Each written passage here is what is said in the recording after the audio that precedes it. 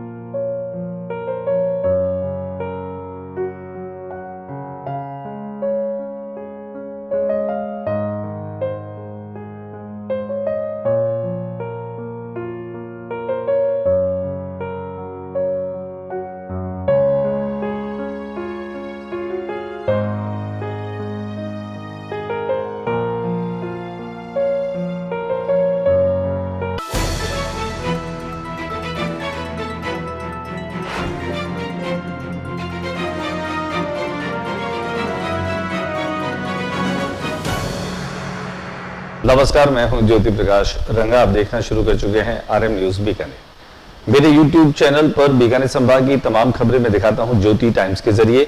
मेरे YouTube channel ज्योति times को अगर आपने सब्सक्राइब नहीं किया है तो पहले सब्सक्राइब कर लीजिए और फिर आगे बढ़े। देखिए बीकानेर में आज दिन भर क्या रहा, खास डालते हैं एक नजर। 8 जुलाई को श्री डूंगर गिरा सकते हैं मुख्यमंत्री भजनलाल शर्मा।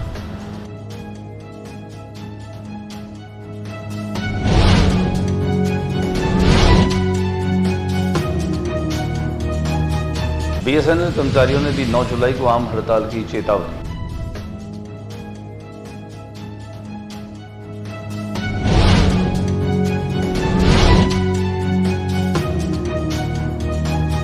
बीकानेर वेलनेस सेंटर का शुभारंभ। पारंपरिक उपचार पद्धतियां स्वस्थ रहने में सहायक।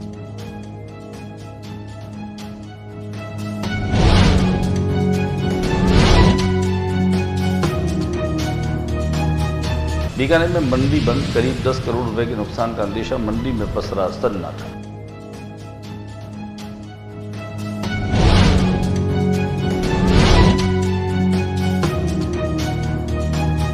कल सुबह कई गांवों में हुई अच्छी बरसात। मौसम विभाग ने दिए संकेत। बीकानेर के बाजार में लोग रहे परेशान।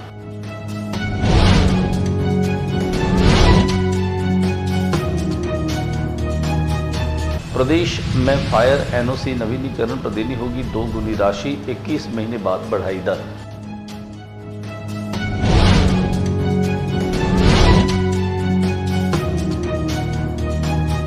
मुहर्रम के अखाड़े का आगाज। मोहल्ला डारान में देर रात तक शराब।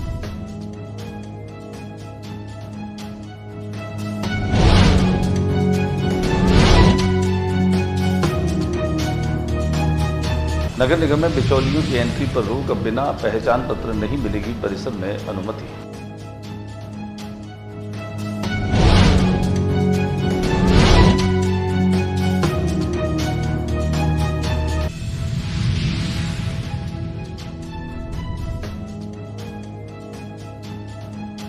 पंडित दीनदयाल उपाध्याय अंत्योदय संबंध पखवाड़ा किसानों को मिला कृषि विभाग सब्सिडी योजनाओं का लाभ। बीकानेर मुहर्रम को लेकर कोतवाली थाने में सीएलजी की बैठक में जिला कलेक्टर, एसपी, एडिशनल एसपी और कोर्ट गेट मुक्ता प्रसाद नया शहर कोतवाली थाना में शामिल। और अब खबरें विस्तार से। मुख्यमंत्री भजनलाल शर्मा 18 जुलाई को बीकानेर की डूंगरगढ़ तहसील के गोसाईसरबड़ा गांव में आ सकते हैं।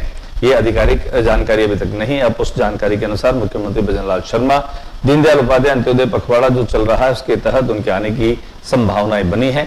तो हम आपको बता दें कि आने वाली 18 जुलाई को खासतौर से मुख्यमंत्री भजनलाल शर्मा के डूंगरगढ़ के गोसाईसरबड़ा गांव में अंत्योदय पखवाड़ा जो चल रहा है दीनदयाल उपाध्याय जी के नाम से, जिसमें काफी लोगों को राहत मिल रही है, वहां जानकारी लेने के लिए, शिविरों को संचालित होते देखने के लिए, उनका निरीक्षण करने के लिए वे वहां पर आ सकते हैं।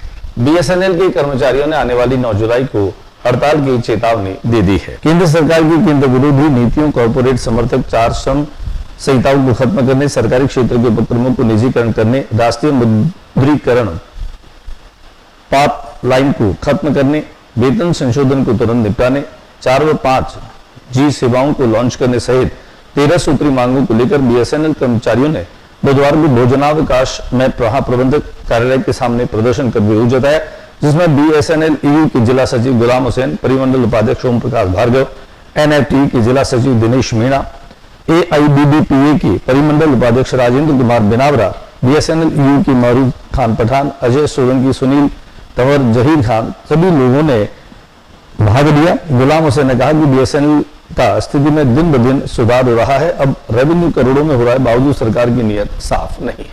आज हमारे पूरे भारतवर्ष में बीएसएनएल के यूनियन के सभी बीएसएनएल एम्प्लॉइज यूनियन और एनएफटी यूनियन ने संयुक्त रूप से जो भारत सरकार ने 2025 में जो कानून पास किया, मजदूर विरोधी कानून, उसके खिलाफ ये आज का प्रदर्शन है।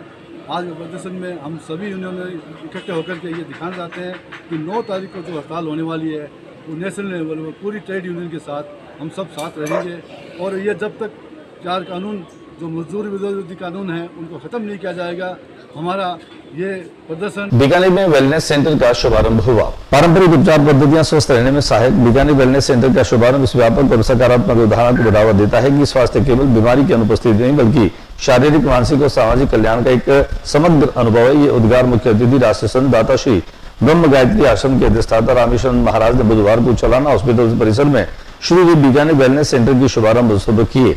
उन्होंने कहा कि मन के हारे हारे और मन के जीते जीत वाली खाओं पर अगर मनुष्य चलना चाहे तो वह बीमार नहीं होगा।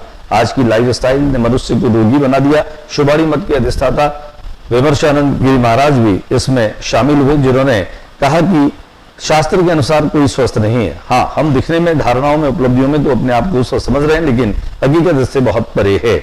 मन से स्वस्थ होने की आवश्यकता है। ये तभी संभव होगा जब हम अपने संयमित भोजन, आचरण, मनन करेंगे। उन्होंने कहा कि जीवन में मोबाइल का महत्व ज्यादा हो गया। आज आधुनिक सुविधाओं और बिगड़े खान पान ने आम जन को बीमार बना दिया। आशीर्वाद की यहाँ पे समय समय पर आवश्यकता पड़ती रहेगी।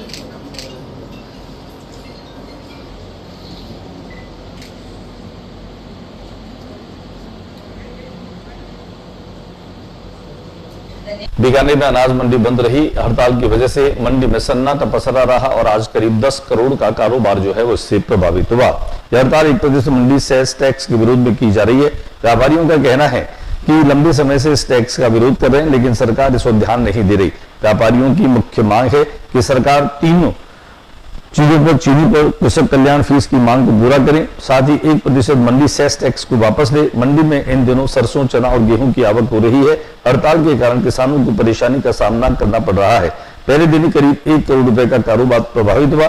सुबह से माल लेकर आए किसानों को वापस लौटना पड़ा। व्यापारियों ने स्पष्ट कर दिया कि जब तक सरकार उनकी मांगे नहीं मानेगी, हड़ताल जारी रहेगी। कृषक कल्याण एक ऐसा टैक्स है जिसका कहीं भी सदुपयोग नहीं हो रहा है, ऐसा हमारा मानना है। इसके संबंध में ये भी है कि जो पड़ोसी राज्य हैं, हरियाणा है, पंजाब है, गुजरात है, वहाँ पर इस प्रकार का कोई कृषक कल्याण, लेकिन हमारा खुद का कृषि मंत्री विभाग का चार्ज नहीं होने की वजह से इस ओर ध्यान नहीं दिया जा रहा है। इसलिए सरकार से, मुख्यमंत्री से हम निवेदन करते हैं कि कृषि कल्याण को तुरंत हटाया जाए और जमींदारों को और व्यापारियों को और एक आम उपभोक्ता को राहत प्रदान की जाए और महंगाई को रोका जाए। कल सुबह बीकानेर के आसपास के कई ग्रामीण अंचलों में अच्छी बारिश होने के समाचार मिले हैं, जबकि बीकानेर शहर में दिन भर लगातार उमस और गर्मी की वजह से बाजारों में लोग परेशान होते हुए दिखाई दिए।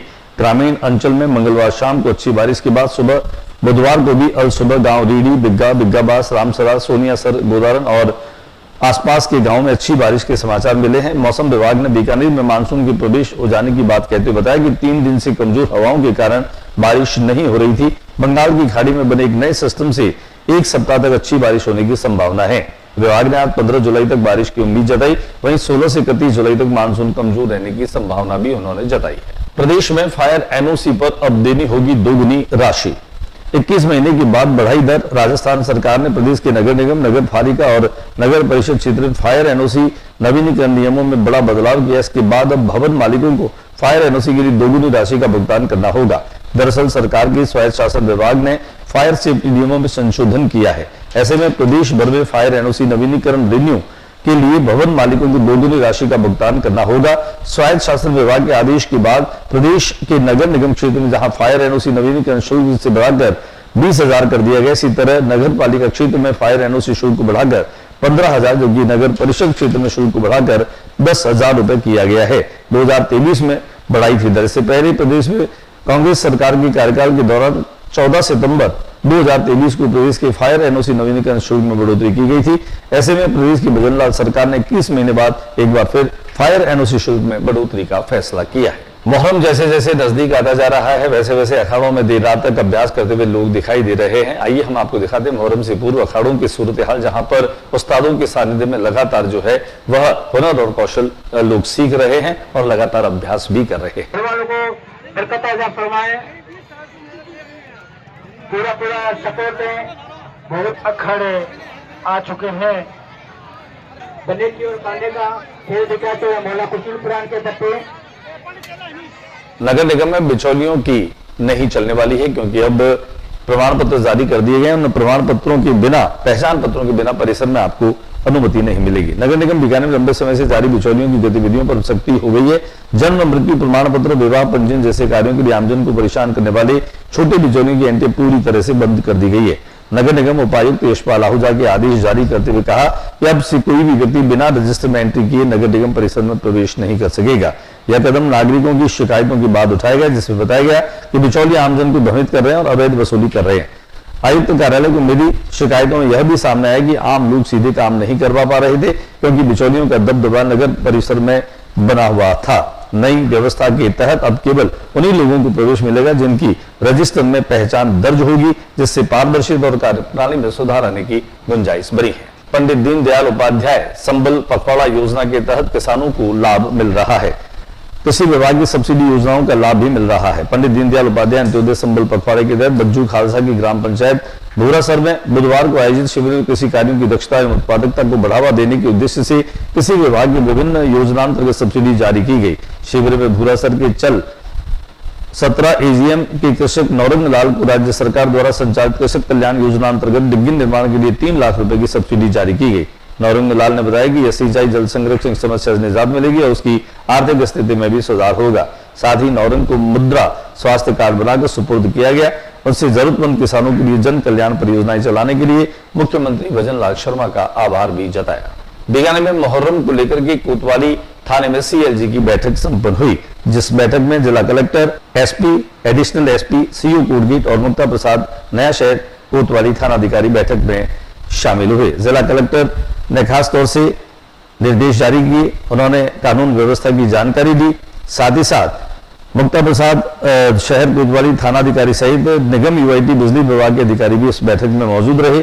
मुहर्रम पर निकलने वाले ताजियों को लेकर लाइसेंस, वहीं सड़क, नाली, लाइट, यातायात व्यवस्था को लेकर बात हुई। इस दरमियान पूर्व यूआईटी चेयरमैन मकसूद अहमद, हारून राठौड़, मजीद खोकर, साजिद सुलेमानी, रमजान अली सहित मुस्लिम समाज के लोग भी मौजूद रहे और उन्होंने भी अपनी बात को रखा। तो आइए हम आपको लिए चलते हैं सिटी कोतवाली, जहां पर जिला कलेक्टर एसपी के निर्देशन में मुहर्रम के इस कार्यक्रम को खासतौर से शांतिपूर्ण तरीके से और बेहतर तरीके से कानून व्यवस्था और जो ताजिए निकलते हैं उनके मार्ग को बेहतर तरीके से कैसे सुनिश्चित किया जाए, इन तैयारियों को लेकर के बातचीत हुई, बैठक हुई और उन्होंने निर्देश दिए।